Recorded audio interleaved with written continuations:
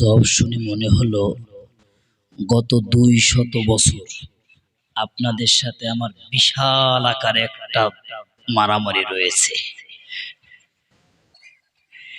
এই কারণে আপনারা সালামের উত্তর দিতে পারছেন না। আছে নাকি আপনাদের সাথে মারামারি? আমি ওপার বাংলার, আপনারা এপার বাংলার, কিন্তু পৃথিবীর যেথায় মুসলমান থাকুক না কেন প্রত্যেকটা মুসলমান আর একজন মুসলমানের ভাই। কথা বলেন ঠিক কিনা? তা আমি আপনাদের ভাই, এত কষ্ট করে এসেছি, তাহলে আপনার একটু সালামের জবাবটা জোরে দিতে পারবেন ইনশাআল্লাহ? আসসালামু আলাইকুম ওয়া রাহমাতুল্লাহি ওয়া বারাকাতুহু।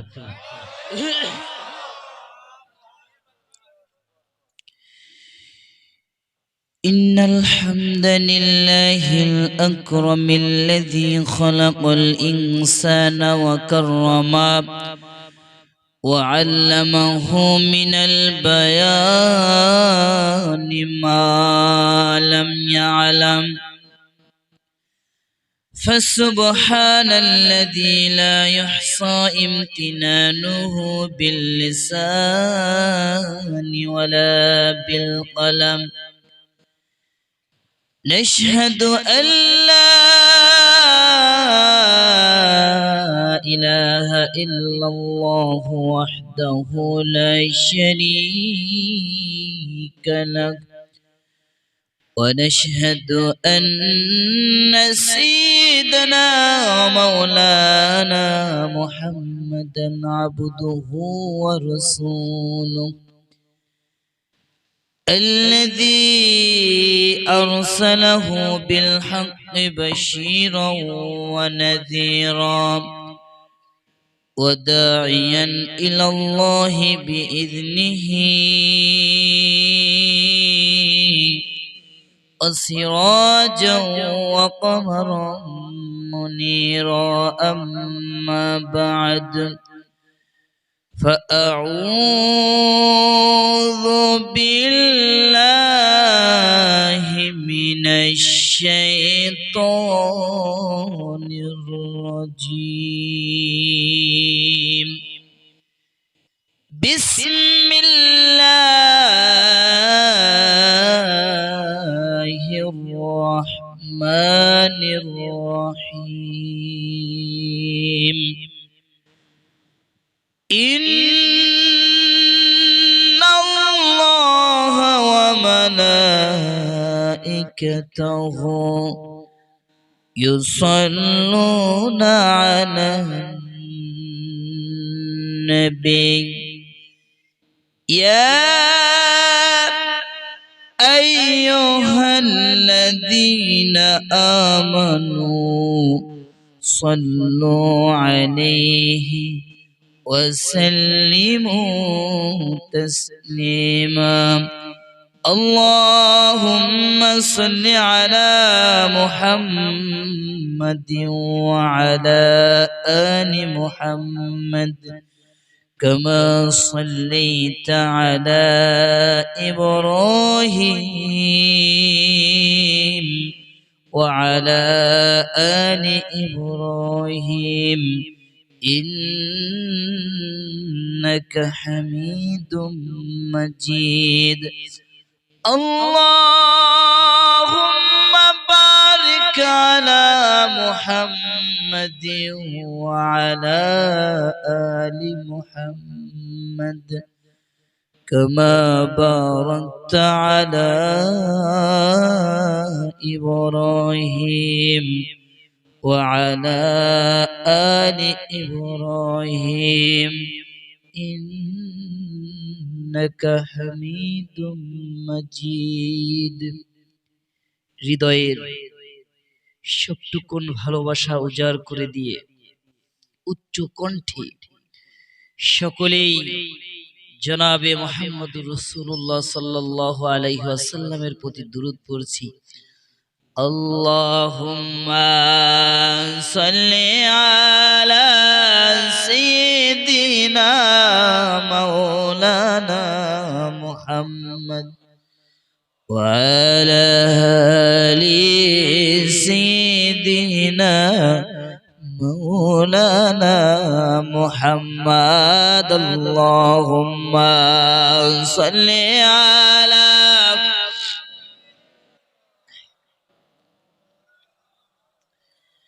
وعلى آل سيدنا কোথায় রইলেন প্রাণের নবীজি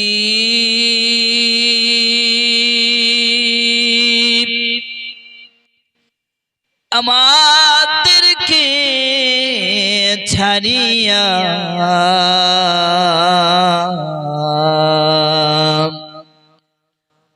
अपने बिने কি লাভ হবে এ ধরাতে বাঁচিয়া আল্লাহুম্মা সাল্লি আলা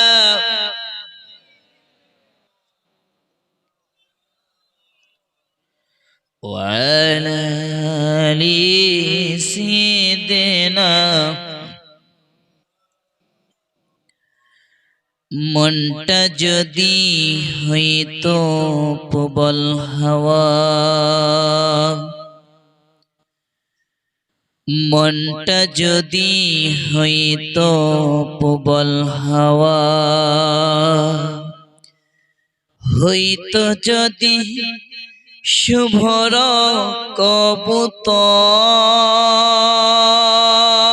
কবুতর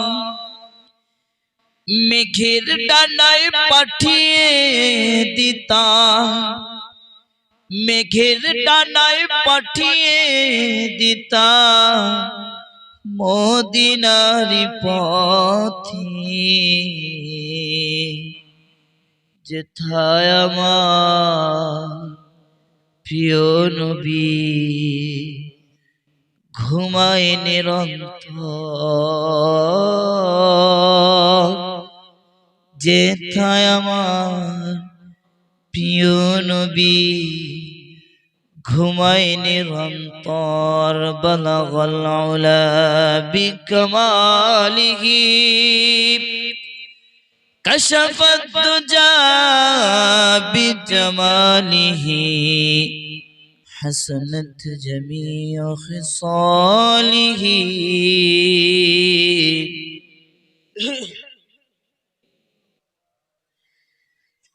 আল্লাহ তুমি সৃষ্টিকারী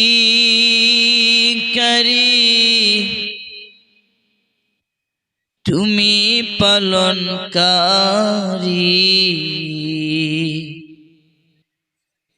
তুমি প্রভু লালনকারী তুমি অন্তর্যামী আল্লাহ তুমি সৃষ্টিকারী তুমি পালনকারী তুমি প্রভু লালনকারী তুমি অন্তর্যামী তোমার দয়ায় নদী চলে সাগর বহমান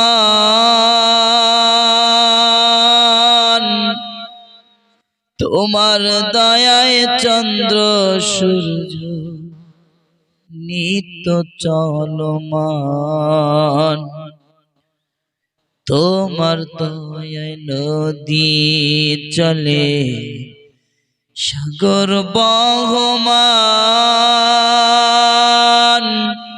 তোমার দয়ায় চন্দ্র সূর্য নিত্য চলমান তোমার রহম পেয়ে প্রভু ও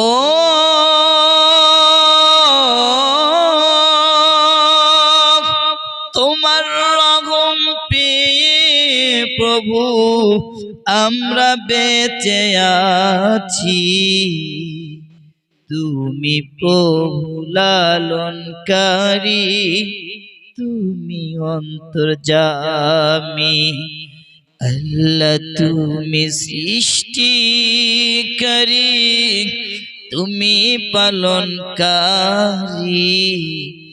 তুমি প্রভু লালনকারী, তুমি অন্তর্যামী। আজকের এই মহতি জলসার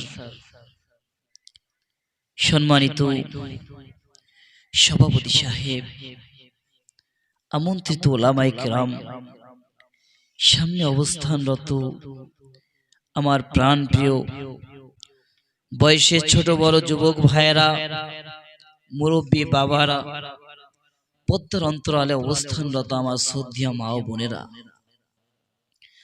আল্লাহ তাআলা রব্বুল ইজ্জাতের আলিশান দরবারে অসংখ্য অগণিত শুকরিয়া জ্ঞাপন করে নিচ্ছি যে মহান আল্লাহ তাআলা রব্বুল আলামিন আমাদেরকে দয়া করে, মায়া করে, ভালোবেসে, মোহাব্বত করে আজকের এই জান্নাতি বাগানের বসার মতো তৌফিক দান করলেন। এই জন্য সকলেই মন থেকে শুকরিয়া তান জ্ঞাপন করে নিচ্ছি। সকলেই বলছি আলহামদুলিল্লাহ। আল্লাহ তাআলা রব্বুল আলামিন আমাদেরকে অসংখ্য অগণিত নেয়ামত দান করেছেন। যে নেয়ামতটা বান্দার সবচেয়ে বেশি প্রয়োজন, আল্লাহ তাআলা রব্বুল আলামিন সেই নেয়ামতটাকে সবচেয়ে বেশি ফ্রি করে দিয়েছেন। এর ভিতরে একটি হলো অক্সিজেন।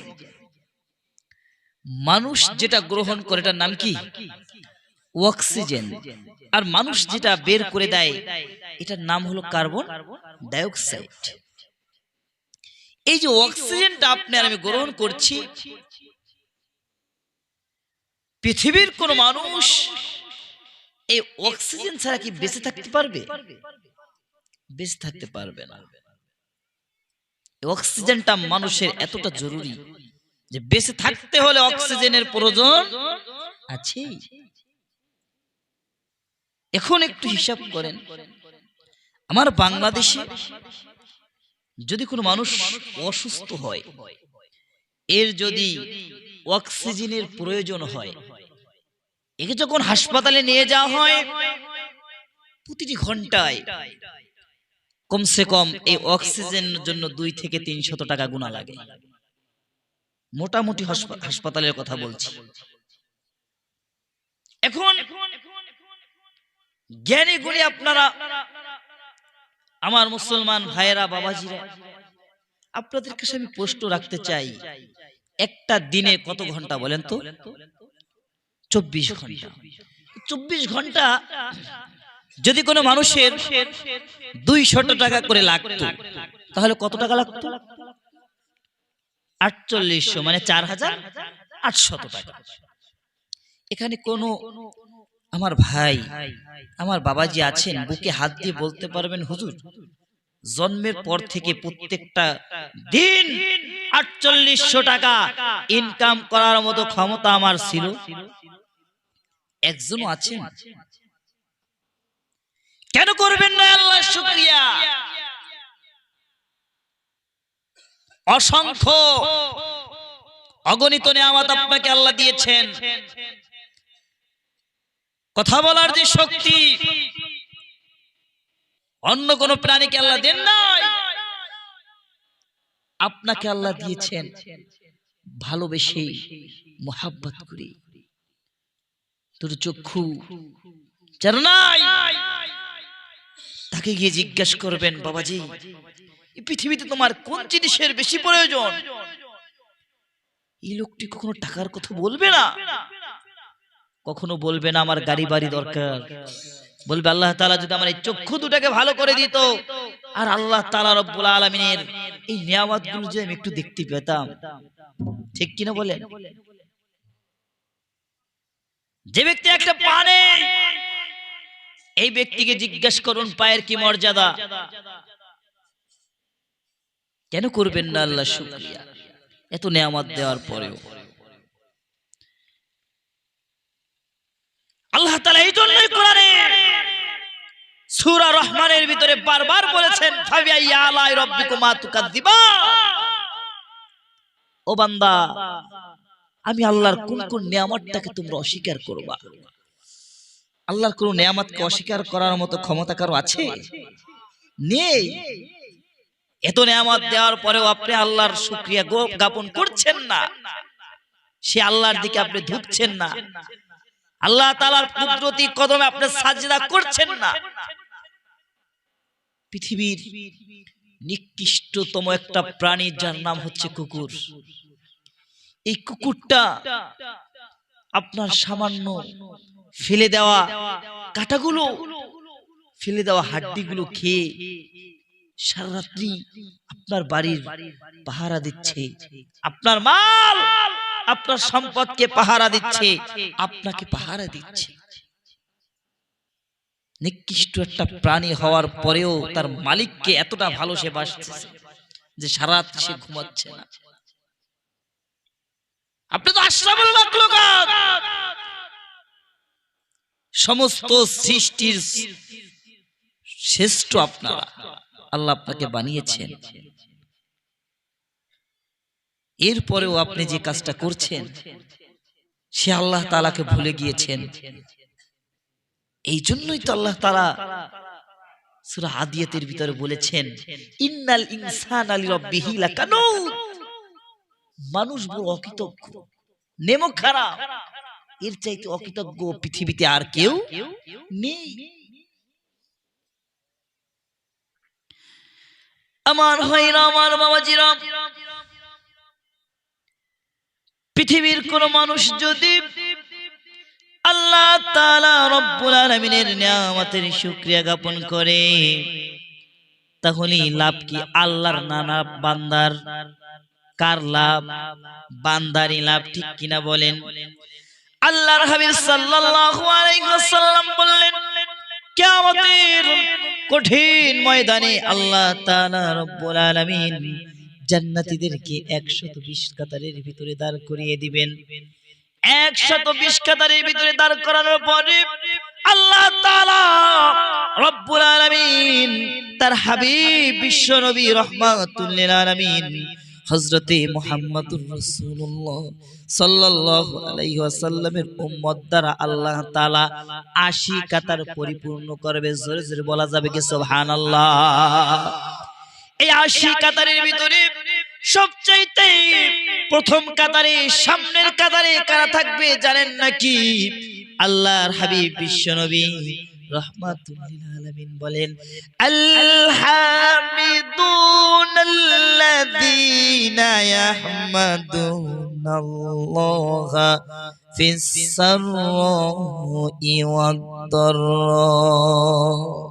শুকর গুজারকারী বান্দা যারা সুখে দুঃখে সর্বাবস্থায় শুকর গুজার করেছে কার? আল্লাহ। কিন্তু বর্তমান সময়ে মানুষেরা দুপুরের সময় যখন তা 15 প্রকার তরকারি দিয়ে ভাত খায়, খাওয়ার পরে তাকে যখন জিজ্ঞেস করা হয়, বাজান কেমন আছেন? আল্লাহ খুব ভালো রাখছে, দুপুরবেলা আজকে 15 প্রকারের তরকারি দিয়ে খাওয়াইছে, আল্লাহ যাদের রাত্রে 20 প্রকারের তরকারি কপালে রাখে, ঠিক কিনা? আর মুরব্বী চাচা একটু অসুস্থ হয়েছে, তাকে হাসপাতালে ভর্তি করা হয়েছে, এখন একজন ভাতিজা দেখতে গিয়েছে। দেখতে যাওয়ার পরে জিজ্ঞেস করছে, চাচা কেমন আছেন?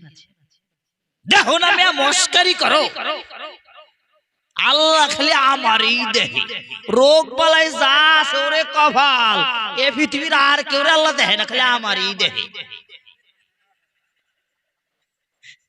এরকম কিছু খিটখিটে চাচা যারা আছে না, সবাই বলছি না, আমার দেশের একটা ঘটনা বললাম আপনাদের। আচ্ছা বলুন তো, এই সমস্ত চাচারা কি জান্নাতের প্রথম কাতারে থাকতে পারবে? প্রথম কাতারে কারা থাকবে? সুখে দুঃখে। সুখে আছেন আলহামদুলিল্লাহ, দুঃখে আছেন আলহামদুলিল্লাহ, ঠিক কিনা? এই পৃথিবীতে আল্লাহ সুখ করার জন্য বান্দাকে পাঠায় নাই। আল্লাহর হাবিব সাল্লাল্লাহু আলাইহি ওয়াসাল্লাম বলেন যে এই দুনিয়াটা মুমিনের জন্য জেলখানা আর কাফেরদের জন্য জান্নাত। তারা আরাম আয়েশ যা আছে করে যাবে, কারণ তাদের জন্য তো আর মরার পর কিছু নাই, আছে নাকি? নাই। আপনার জন্য তো আল্লাহ স্পেশালিস্ট ব্যবস্থা করে রেখেছেন।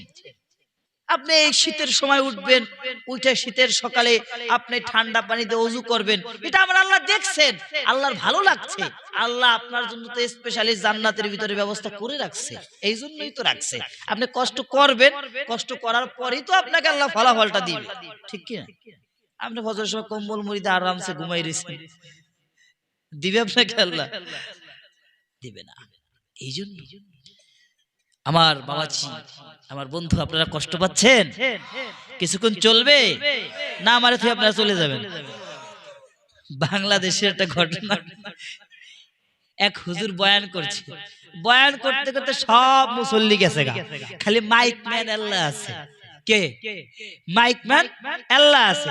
এখন ওনার কাছে ডাকছে, ডাকে কয়, বাজান তোমার এত ধৈর্য, সবাই চলে গেল কিন্তু তুমি বসে আছো, আল্লাহ মনে হয় তোমারই হেদায়েত দিয়েছে। কয়, হুজুর আমি তো সবার আগে যাইতাম, কিন্তু আমার তো মাই, আমি তো তুই যাইতে পারছি না, এই জন্য আমি বসে আছি। এখন আপনারা কি আমার এই মাইকম্যান ভাইদের তুই আর আমার থেকে চলে যাবেন? কিছুক্ষণ থাকা যাবে তো ইনশাল্লাহ?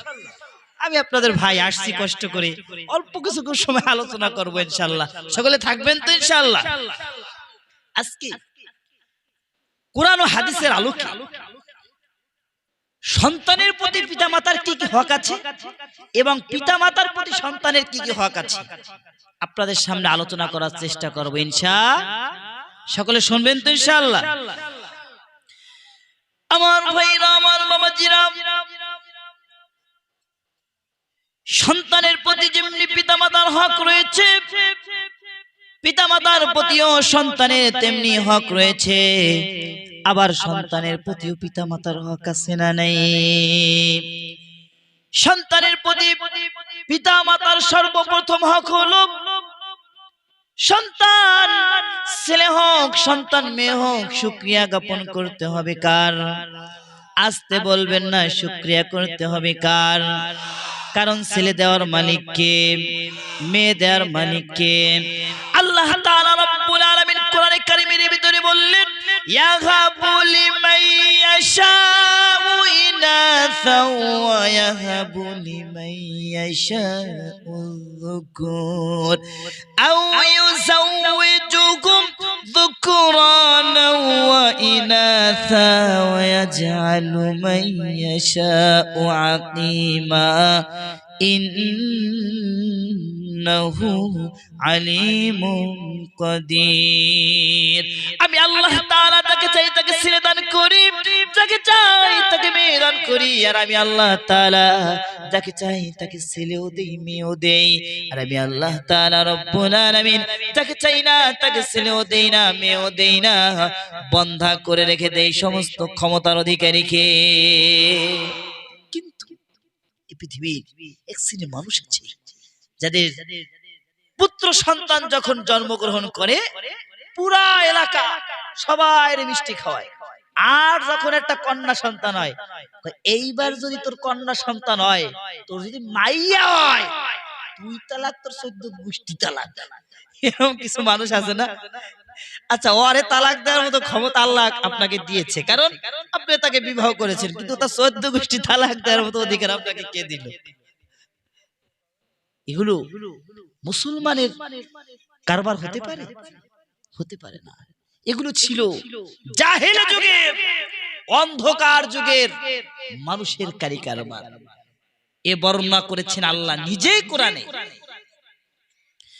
আল্লাহ তাআলা রব্বুল আলামিন কোরআনে কারীমের ভিতরে বলেন, ওয়া ইযা বুশিরা আহাদুহুম বিল উনসা যাল্লা ওয়াজহুহু মুসওয়াদ্দান ওয়া হুয়া কাযীম ইয়াতাওয়ারা মিনাল কওমি মিন সুই মা বুশিরা বিহি আয়ুমসিকুহু আলা হুনিন আম يدسه في التراب ألا ساء ما يحكمون।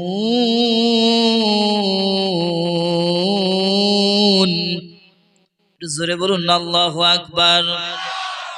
জাহিলি যুগের মানুষদেরকে যখন কন্যা সন্তানের সুসংবাদ দেওয়া হতো, তাদের চেহারাটা কালো হয়ে যেত, তারা এই সংবাদটাকে তাদের কওম থেকে তারা কি করত, কওমের মানুষদেরকে এটা জানাতো না, তারা নিজেকে কওম থেকে আলাদা করে রাখত এবং মনে মনে চিন্তায় লিপ্ত হয়ে যেত, এত এত অপমান অপদস্থ মানুষে আমাকে কন্যা সন্তানের পিতা বলবে, এত অপমান সহ্য করে আমি এই সন্তানটাকে কি দুনিয়ায় জীবিত রাখবো, নাকি আমি দুনিয়া থেকে সরাসরি জীবিত অবস্থায় দুনিয়া থেকে চিরবিদায় করে দিব? জোরে জোরে বলুন না নাউজুবিল্লাহ। দাহিয়াতুল কলবি আল্লাহর নবীর একজন সাহাবী বিশ্ব নবী রাহমাতুল লিল আলামিনের কাছে এসে বলতেছে, ইয়া রাসূলুল্লাহ, ইয়া হাবিবাল্লাহ, ওগো নবীজি, শুনেছি ইসলাম ধর্ম গ্রহণের সাথে সাথে আল্লাহ তাআলা রব্বুল আলামিন তার জিন্দেগীর সমস্ত গুনাহগুলোকে maaf করে দেয়। ইয়া রাসূলুল্লাহ, ইয়া হাবিবাল্লাহ, আমি যে গুনাহ করেছি আমার গুনাহ কি আল্লাহ তাআলা রব্বুল আলামিন maaf করবেন? বারবার বারবার বারবার বারবার আল্লাহর নবী সাল্লাল্লাহু আলাইহি ওয়াসাল্লামের কাছে যখন এসে বললেন, আল্লাহর নবী সাল্লাল্লাহু আলাইহি ওয়াসাল্লাম বললেন, দাহিয়া রে, কি এমন গোলা তুমি করেছো যার কারণে এরকম ভাবে বারবার বারবার আমার কাছে এসে বলতেছো? দাহিয়াতুল কলবি বলে, ইয়া রাসূলুল্লাহ, ইয়া হাবিবাল্লাহ, আমার স্ত্রী যখন সন্তান সম্ভবা হয়ে গেল, আমি যখন ব্যবসায়িক কাজে বাহিরে যাব, বিদেশের মাটিতে যাব, আমার স্ত্রীকে ডেকে বললাম, স্ত্রী রে, আমার যদি একটা পুত্র সন্তান হয় তাহলে সুন্দরভাবে তাকে লালন পালন করবা, আর যদি বাইসে আমার একটা কন্যা সন্তান হয়ে যায় তাহলে দুনিয়ার বুকে তাকে জীবিত রাখার কোনো দরকার নাই, তাকে জীবন্ত হত্যা করে ফেলবা। আমার স্ত্রী যখন সন্তান জন্মগ্রহণ করালেন, আমার ভাইরা, আমার বাবাজিরা, দাহিয়াতুল কলবি বলে, ইয়া রাসূলুল্লাহ, আমার স্ত্রী ফুটফুটে একটা কন্যা সন্তান, এত সুন্দর চেহারা, নাম রাখা হলো জামিলা। এই জামিলাকে যখন আমার স্ত্রী যখন জন্মদান করলেন, আমার ভাইরা, আমার বাবাজিরা, পৃথিবীর সমস্ত বাবারা তাদের সন্তানের সাথে খারাপ আচরণ করলো, পৃথিবীর কোন মা তার সন্তানটাকে কি জীবন্ত অবস্থায় হত্যা করতে পারে নাকি? সন্তান যদি কানা হয় তাহলে পারে নাকি? সন্তান যদি খোঁড়া হয় তাহলে পারে নাকি? পৃথিবীর কোন মা তার সন্তানটাকে এমনি ভাবে জীবন্ত হত্যা করতে পারে না।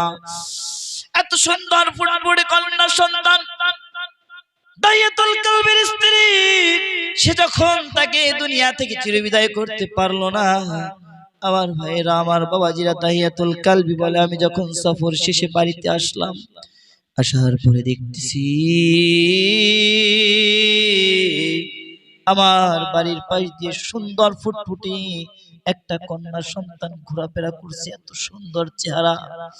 আমি তাকে আদর করতেছিলাম। আমার স্ত্রী মনে মনে চিন্তা করলো, আমার সাথে এই সন্তানটার সাথে একটা ভালোবাসা তৈরি হয়ে গিয়েছে।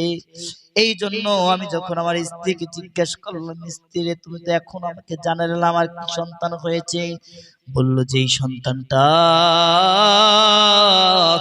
আপনার পায়ে দিয়ে ঘোরাঘুরি করছে, যাকে আপনি আদর করছেন, এই কন্যা সন্তানটা আর কারণে এটি আপনার সন্তান। দাহিয়াতুল কলবি বলে, ইয়া রাসূলুল্লাহ, ঘটনা একথা শোনার পরে আমার অন্তর থেকে যেমন, আমার কলিজা থেকে যেমন রক্তক্ষরণ শুরু হয়ে গেল। আমি গভীর চিন্তায় আমি লিপ্ত হয়ে গেলাম, কি করে এই কন্যা সন্তানটাকে দুনিয়া থেকে চিরবিদায় করে দেওয়া যায়। আমার স্ত্রীকে ডেকে বললাম, স্ত্রী রে, আমার এই সন্তানটাকে একটু সাজায় গুজায় দেয়, আমার নানির বাড়িতে নিয়ে যাব। আমার স্ত্রী যখন আমার কন্যা সন্তানটাকে সাজায় গুজায় দিল, আমার সন্তানটাকে নিয়ে আমি যখন ওর নানির বাড়ির দিকে রওনা হলাম, ওর নানির বাড়ির পথ ছেড়ে যখন মরুভূমির ভিতরে যাইতেছিলাম, আমার সন্তানটা আমাকে ডেকে বলে, বাবা রে, আমার মায়ের সাথে আমি বারবার আমার নানির বাড়ি গিয়েছি, আমার নানির বাড়ির রাস্তা তো এইটা, আমার নানির বাড়ির রাস্তা তো এইটা না। আমি আমার সন্তানটাকে বললাম, মারে এই পথ দিয়ে শর্টকাটে তোমার নানির বাড়ি যাওয়া যায়, তুমি হয়তো চিনো না, চলো। আমার সন্তানটাকে যে আমি যখন মরুভূমির ভিতরে চলে গেলাম, মরুভূমির ভিতরে যে যখন আমি গর্ত করতে শুরু করলাম, ঘামগুলো যখন আমার মুখ বেয়ে বেয়ে পড়তেছিল, আবার ছোট্ট সন্তানটা তার ছোট্ট হাত দিয়া আমার ঘামগুলো মুছে মুছে দিচ্ছিল। ধুলা বালিগুলো যখন উড়ে উড়ে আমার দাড়ির ভিতরে চলে আসতেছিল, আমার সন্তানের ছোট্ট ছোট্ট আঙ্গুলগুলো দিয়া ওই ময়লাগুলো পরিষ্কার করে করে দিচ্ছিল। এক পর্যায়ে যখন আমার এই গর্ত খোঁড়াটা শেষ হয়ে গেল, আমার সন্তানটাকে যখন বললাম, আরে একটু দেখো গর্ত খননটা কেমন হয়েছে। আমার সন্তানটা যখন গর্তের সামনে গিয়েছে, গর্তের সামনে যাওয়ার পরে একটা ধাক্কা মেরে আমার সন্তানটাকে যখন আমি এই গর্তের ভিতরে ফেলে দিলাম, আমার সন্তানটা বুঝে ফেলেছে আমার বাবা আর আমাকে এই দুনিয়ায় জীবিত রাখবে না। আমার সন্তানটা আমাকে বলতেছে, বাবা রে, ও বাবা, এই পৃথিবীতে তোমার পরিচয় কখন আমি দিব না। আমার যেই দিকে নজর যায়, সেই দিকে মন চায়, সেই দিকে আমি চলে যাব, তারপর তুমি আমাকে হত্যা করো না। আমার সন্তানের যে চাহনি, সেই আকুতি, সেই মিনতি আমার পাষাণ হৃদয়ে একটু মায়ার জল দিতে পারলো না। বড় সাইজের একটা পাথর নিয়ে আমি আমার সন্তানের কলিজা বরাবর মেরে দিলাম। কলিজা বরাবর মেরে দেওয়ার পরে একটা চিৎকার মারলো আমার সন্তানটা। মাটি দিয়ে যখন চলে আসতেছিলাম, ওই যে চিৎকার গুলো দিয়েছিল বাবা বাবা বলে যে আমাকে ডাকতেছিল, আজও পর্যন্ত আমি রাতের বেলা ঘুমাতে পারি না। আমার সন্তানের সেই ডাক আমার কানে ভেসে আসে, ইয়া রাসূলুল্লাহ, ইয়া হাবিবাল্লাহ। আল্লাহ তাআলা সব গুনাহ মাফ করলো। আমার মনে হয় এই গুনাহটা আল্লাহ তাআলা আমার মাফ করবে না। আল্লাহর হাবিব বিশ্ব নবী রাহমাতুল লিল আলামিন যখন ঘটনাটা শুনলেন, তো চোখ বেয়ে দরদর করে পানিগুলো যখন পড়তেছিল, এক পর্যায়ে আল্লাহর রাসূল সাল্লাল্লাহু আলাইহি ওয়াসাল্লাম বললেন, দাহিয়া রে, কোন মানুষ কি এরকম আচরণ সন্তানের সাথে করতে পারে? এক পর্যায়ে আল্লাহর হাবিব সাল্লাল্লাহু আলাইহি ওয়াসাল্লাম দু চোখের পানি মুছে দাহিয়াতুল কালবিকে বলতেছে, দাহিয়াতুল কালবি, শুনিয়া লও, ইসলাম ধর্ম গ্রহণ করার কারণে আল্লাহ তাআলা তোমার এই গুনাহ সহকারে সমস্ত গুনাহগুলোকে মাফ করে দিয়েছে। জোরে জোরে বলা যাবে কি সুবহানাল্লাহ? ই ছিল জাহিলি যুগের, অন্ধকার যুগের মানুষের কাহিনী, মানুষের অবস্থা। সহিহ হাদিস থেকে বর্ণনা করলাম। আমার ভাইয়ের, আগে যে কোরআনের আয়াতটা বলেছি, এর ভিতরে কোনো ভুল আছে? কোনো ভুল নেই। এগুলো ওই যুগের মানুষের অবস্থা ছিল। এখনো যারা কন্যা সন্তান হলে নিজের চেহারাটা কালো হয়ে যায়, বুঝতে হবে এই সমস্ত মানুষরাও ওই সমস্ত জাহেলি যুগের মানুষের নাতিপুতি। কথা বলেন ঠিক কিনা? ওই সমস্ত মানুষের নাতিপুতি, ওদের রক্ত এদের ভিতরে রয়েছে। কন্যা সন্তানের দাম আছে না নাই? আছে। আল্লাহর হাবিব বিশ্ব নবী রাহমাতুল লিল আলামিন বললেন, যদি কোনো ব্যক্তির দুটি অথবা তিনটি কন্যা সন্তান থাকে, অথবা দুটি বোন অথবা তিনটি বোন থাকে, তাদেরকে সুন্দরভাবে লালন পালন করে, তাদের কারণে নিজেকে অপমানের কারণ মনে না করে, বিবাহের সময় হলে সৎ পাত্র দেখে তাদেরকে বিবাহ দেয়, এই ব্যক্তিকে আল্লাহ তাআলা রব্বুল আলামিন জান্নাতে প্রবেশ করাবে। বলুন না সুবহানাল্লাহ। কন্যা সন্তান হলো আল্লাহর রহমত। কন্যা সন্তান কি? আল্লাহর রহমত। এই জন্য মুখ কালা করা যাবে? মুখ কালা করা যাবে? দ্বিতীয় নম্বরে সন্তান জন্মের পরে সন্তানের ডান কানে আযান, বাম কানে ইকামতের ধ্বনি শুনিয়ে দিতে হবে। আল্লাহর হাবিব সাল্লাল্লাহু আলাইহি ওয়াসাল্লাম বললেন, শোয়েব ইমানের ভিতরে এসেছে আল্লাহর হাবিব বিশ্ব নবী রাহমাতুল লিল আলামিনের নাতি হযরতে হাসান রাদিয়াল্লাহু তাআলা যখন জন্মগ্রহণ করলেন, আল্লাহর হাবিব সাল্লাল্লাহু আলাইহি ওয়াসাল্লাম তার ডান কানের কাছে আযানের ন্যায়, নামাজের আযানের ন্যায় আযান দিয়ে দিলেন। জোরে জোরে বলুন না সুবহানাল্লাহ। কিন্তু বর্তমান সময়ে এক শ্রেণী মানুষ আছে, এরা আমার মতো 12টা মৌলবি খোঁজে। কি খোঁজে? মৌলবি খোঁজে। রাত্রেবেলা 12টার সময় নাতি হইছে, আইএমএম হুজুর ওঠেন, তাড়াতাড়ি আযান দিতে হবে। ইমাম সাহেব তো লাভ দিয়েছে, কি রে ফজর হয়ে গেল নাকি? আমি কি ঘুম কি বেশি দিয়ে পারলাম? ইমাম সাহেব ঘড়ি দিক চাই 12টা বাজে, মুরব্বী এখন থেকে 12টা বাজে, আযান দেওয়া লাগবে কেন? কয় কি আমার নাতি হয়েছে, তাড়াতাড়ি আসেন। কেন আপনার নাতি হয়েছে, আপনি আযান দিতে পারেন না? নিজেকে মুসলমান দাবি করেন, আযানটাও দিতে পারেন না। অনেক মসজিদে তো নামাজ পড়াইলে পিছের ইকামত দেওয়ার লোক পাওয়া যায় না। হুজুর আপনি ইকামত দিয়ে এলো, হুজুর আপনি ঠিক ইকামত দিয়ে এলো, নো আমরা পারি টারি না, ও বোম মারলেও আমাকে ভিতরে ইকামত বাইরে বের হবে। এরকম কিছু আছে না? আচ্ছা বলুন তো, আল্লাহর দরবারে কি আপনার ধরা খাওয়া লাগবে না? এখন মনে মনে চিন্তা করছেন যে হুজুর আমাদের বিরুদ্ধে বলে যাচ্ছে। ভাইরে, আমি আপনার বিরুদ্ধে এখন বলছি, আপনার একটু খারাপ লাগছে, কিন্তু কবরে যাওয়ার পরে আল্লাহ তাআলা যখন ধরবে, তখন কি ছাড় পাওয়ার কোনো কায়দা আছে? নেই। আপনি আযানটা পারেন না, নামাজের ভিতরে যে সূরা কিরাত গুলো পড়বেন, এই সূরা কিরাত গুলো আপনি পারেন না। 30 বছর 40 বছর নামাজ পড়ছেন, এখনো সূরা ইখলাসটা ঠিকমতো পারেন না, সূরা ফাতিহাটাও পারেন না। আচ্ছা বলুন তো, আপনার নামাজ হবে? নামাজ ভাঙার কারণ কয়টা আপনারা কেউ জানেন? কেউ জানেন না। যাই হোক, নামাজ ভাঙার 19টা কারণ আছে। কয়টা? 19টি কারণ আছে। এর ভিতরে সর্বপ্রথম কারণ হলো নামাজে অশুদ্ধ পড়া। নামাজে কি পড়া? অশুদ্ধ, বুঝছেন? মানে সূরা কিরাতে ভুল পড়া। নামাজ হবে? প্রথমে আপনার নামাজ বাদ। 30 বছর 40 বছর নামাজ পড়ছেন, কবরে যে যদি দেখেন যে একদিনও কি নাই, আমল নামে নামাজ নাই, তখন কি অবস্থা হবে? আফসোসের কোনো শেষ থাকবে? আর তখন আফসোস করলে কোনো লাভ আছে বাবাজি? বলেন আছে? নাই। এখন বলতে পারেন হুজুর বৃদ্ধ হয়ে গেছি, দাঁত পড়ে গেছে, একদিক কথা কইলে আর একদিক চলে যায়, আমার মতো দেখেন না, একদিক চাইলে আর একদিক যায়। এটা এরকম যদি হয় যে একদিক কথা কইলে আর একদিক চলে যায়, ঠিক মতো উচ্চারণ করতে পারি না, তাহলে কি মনে করেন যে কাজ হবে? এ কথা আপনি যদি বলেন, তাহলে আমি বলবো যে বাবাজি ভুল কথা বলছেন আপনি।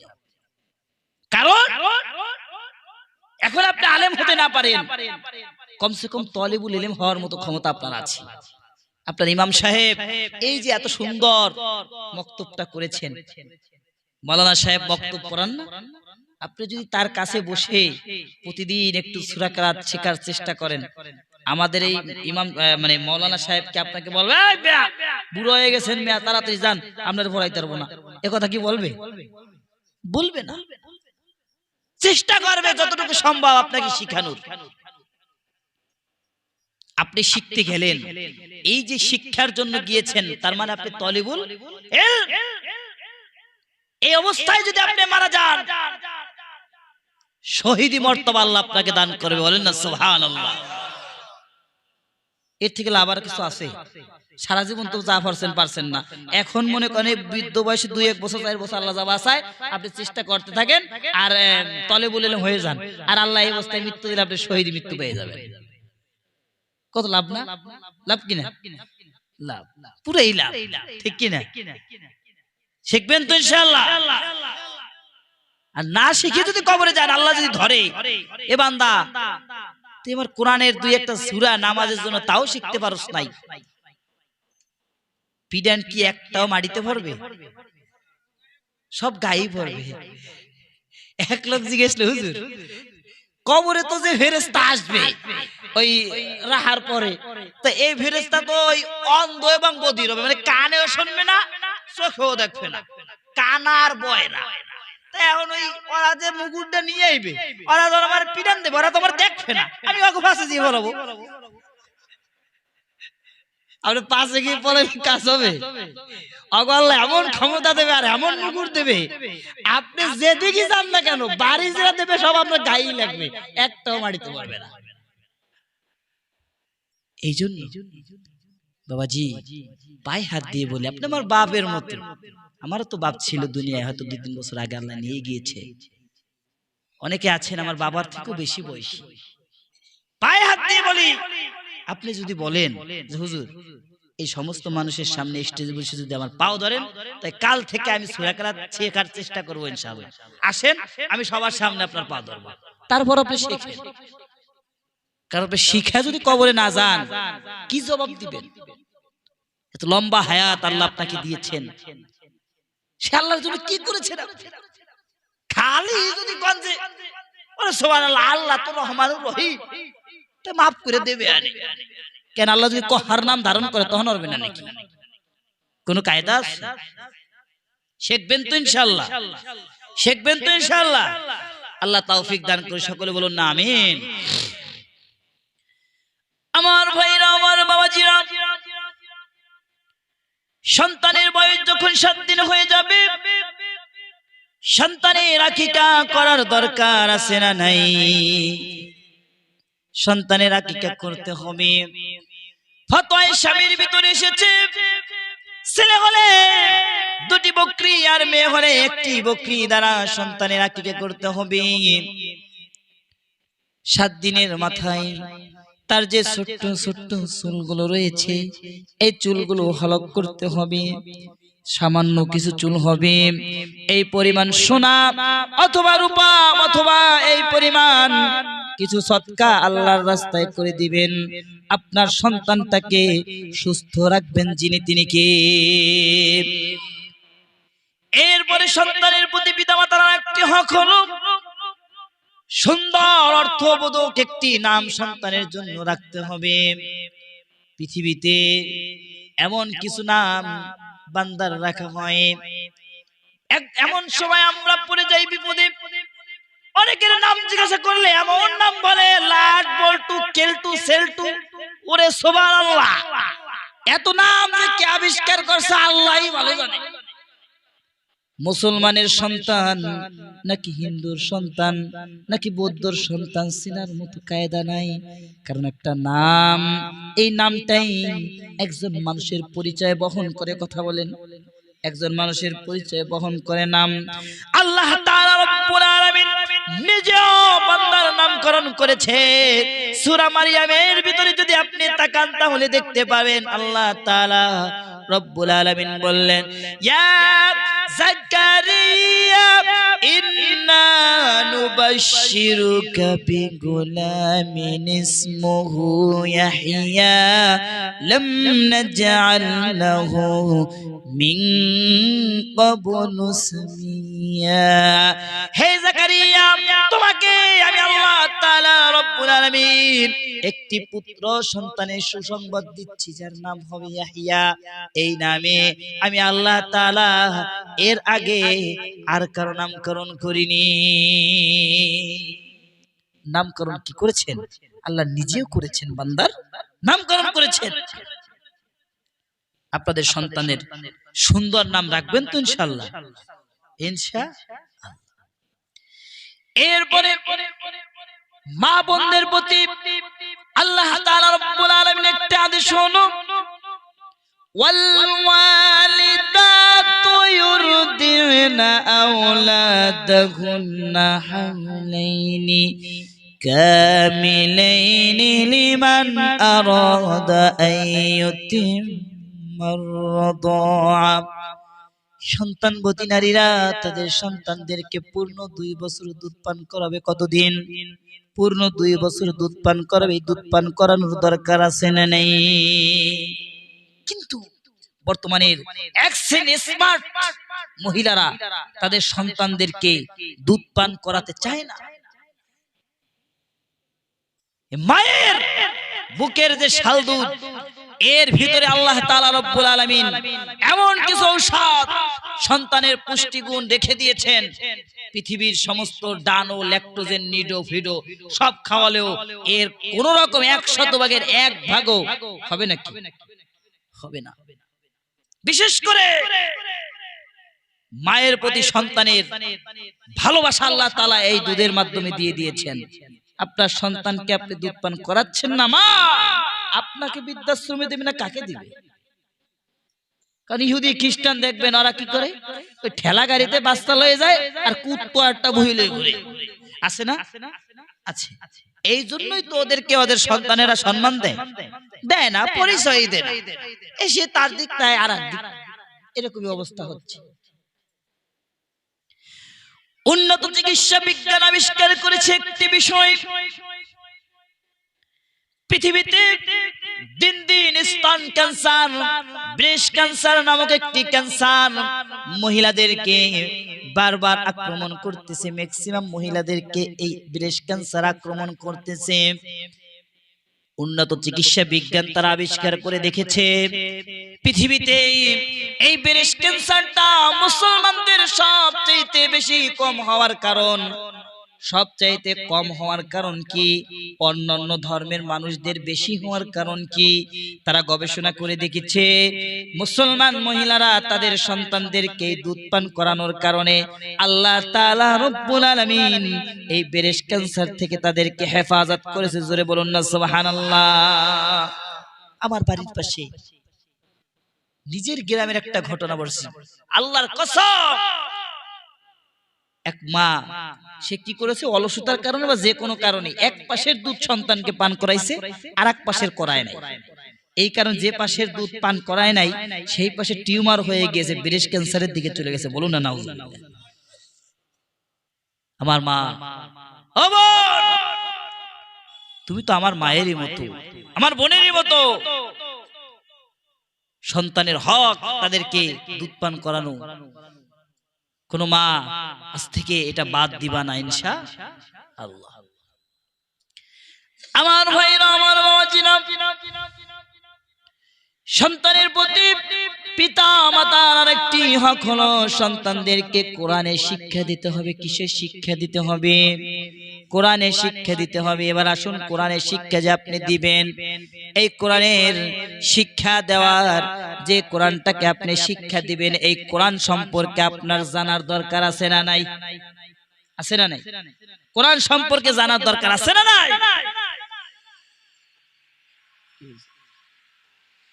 সমস্যা? আচ্ছা জি, একটু বক্সটা ঠিক করে দেন ভাই। আমার ভাইরা, আমার বাবাজিরা, এই কোরআন সম্পর্কে জানার দরকার আছে না নাই? কোরআন সম্পর্কে জানতে গেলে মানুষের কাছে যাওয়ার কোনো দরকার নাই। যদি আপনি কোরআনকে জিজ্ঞাসা করেন, ও কোরআন তোমার নাম কি, কোথা থেকে তুমি এসেছো, কোরআনটা আপনার জবাব দিতে পারবে কি পারবে না? কোরআনটার সাথে সাথে আপনার প্রশ্নের জবাব দিয়ে দিবে। বাল হুয়া কুরআনুম মাজিদুম ফি লাওহিম মাহফুজ। মহামহিমান্বিত আল কোরআন আমি লাউহে মাহফুজ থেকে এসেছি। একটু জোরে বলুন না সুবহানাল্লাহ। এইবার যদি আপনি কোরআনকে জিজ্ঞেস করেন, কোরআন এই পৃথিবীতে কে তোমাকে নাজিল করেছে, কার কাছ থেকে তুমি এই পৃথিবীতে এসেছো, কোরআনটা আপনার জবাব দিতে পারবে কি পারবে না? কোরআনটার সাথে সাথে আপনার প্রশ্নের জবাব দিয়ে দিবে। তানজিলাম মিম্মান খালাকাল আরদা ওয়াস সামাওয়াতিল উলা। আসমান জমিন লৌহ কলম সবকিছু সৃষ্টিকারী মহান আল্লাহ তাআলা রব্বুল আলামিনের পক্ষ থেকেই আমি কোরআন নাজিল হয়েছে। জোরে বলুন না সুবহানাল্লাহ। এইবার যদি আপনি কোরআনকে জিজ্ঞেস করেন, কোরআন এই পৃথিবীর ভিতরে কার মাধ্যমে তুমি দুনিয়ার বুকে এসেছো, কোরআনটা সাথে সাথে আপনার জবাব দিয়ে দিবে, নাযালা বিহির রূহুল আমিন।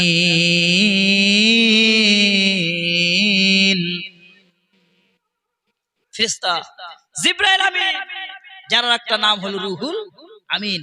এই রুহুল আমিন ফেরেশতা জিবরাইল আমিনের মাধ্যমে আমি কোরআন দুনিয়ার বুকে এসেছি। বলুন না সুবহানাল্লাহ। এইবার যদি আপনি কোরআনকে জিজ্ঞেস করেন, কোরআন এই পৃথিবীতে তুমি কার উপরে নাজিল হয়েছো, কোরআনটার সাথে সাথে আপনার প্রশ্নের জবাব দিয়ে দিবে, ওয়া আমিনু বিমা নুজিলা আলা মুহাম্মাদিন ওয়া হুয়াল হাক্কু মির রাব্বিহিম।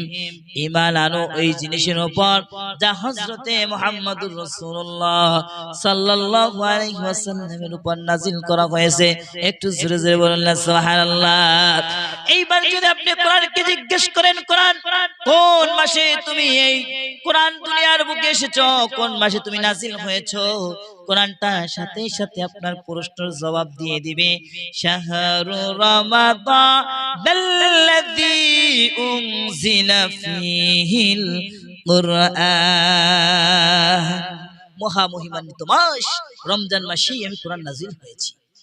এইবার যদি আপনি কোরআনকে জিজ্ঞেস করেন, কোরআন তুমি কি দিনে রাত্রে নাজিল হয়েছো নাকি রাত্রে নাজিল হয়েছো, কোরআনটা সাথে সাথে আপনার প্রশ্নের জবাব দিয়ে দিবে, ইন্না আনজালনাহু ফি লাইলাতিল কদর।